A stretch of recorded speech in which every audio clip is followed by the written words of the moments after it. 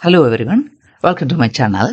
Today we will see few Excel tips. First of all, we will see the two-way lookup. Using VLOOKUP function, we are going to get the revenue here. First of all, we will select this table range and Ctrl and T. We will create this as a table, my table cascaders. So we will tick this, click OK. Now this is converted to table. You can see from the design menu, this is table 1. If you want, we can rename this table.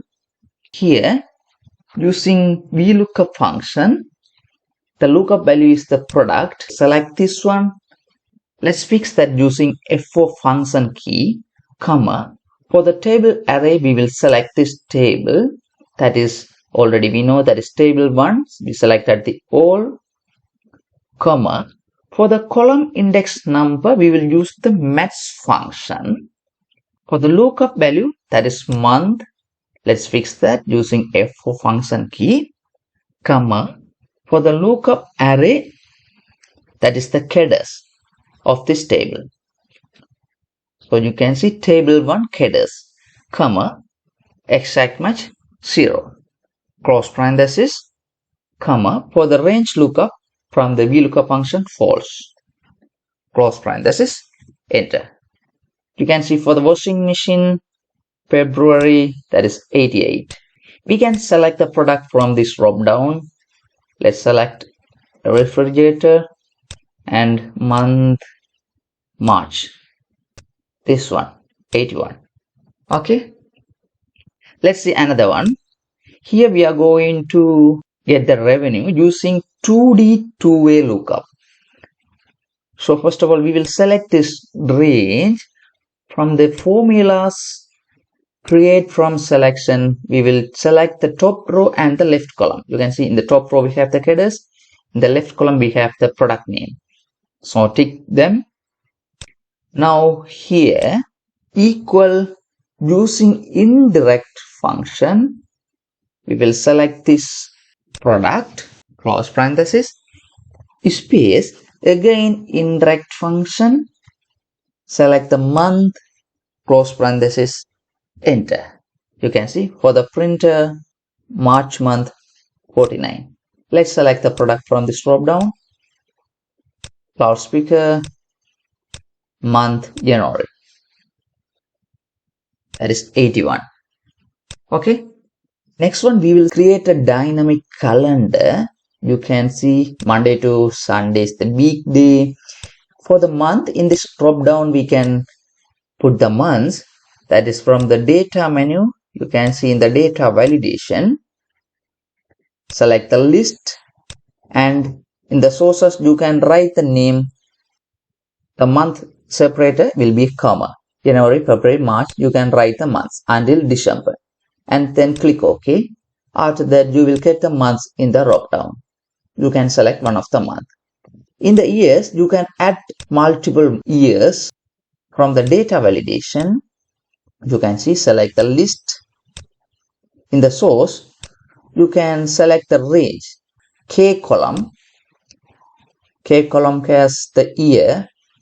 Okay. In this K column, it is from 1940 to 2040. So at the moment, the column K is selected.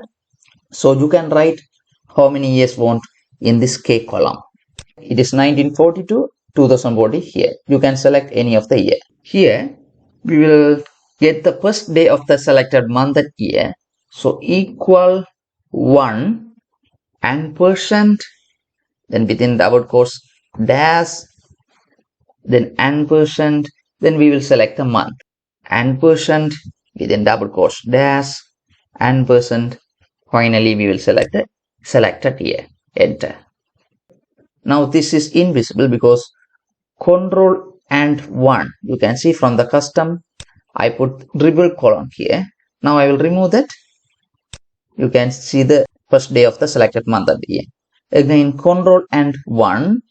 In the custom, type 3 times semicolon. The cell value will be invisible. Okay. Here, equal. Let's select this one, the first day of the selected month and year. Let's fix that using F4 function key, minus weekday function. Let's select this again and let's fix that, comma. We will select the number 2, that is starting from Monday to Sunday, the week starting from Monday. So number 2, press the tab key after selecting that, close parenth, +1. Okay. So now what we are going to do here, equal, select this one, +1. Now we can drag this to here. Here equal, select this one, +1. Okay, done. Here equal, select this one, +1. Now we can select this and drag this to here. Now we can select this all and drag this down. So now what we are going to do, select this range, Alt O D is the shortcut to conditional formatting rules manager.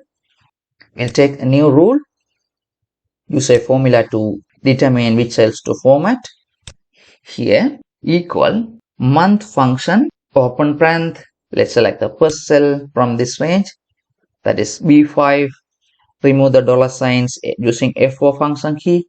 Let's type F4 3 times, dollar sign should be removed, close parenth, not equal, again using month function, open parenth. Now we will select this one, B2. There will be the dollar sign because that cell is fixed, close parenth. Now format color, fill, select a light gray color. Right. Now the previous and next month is highlighted.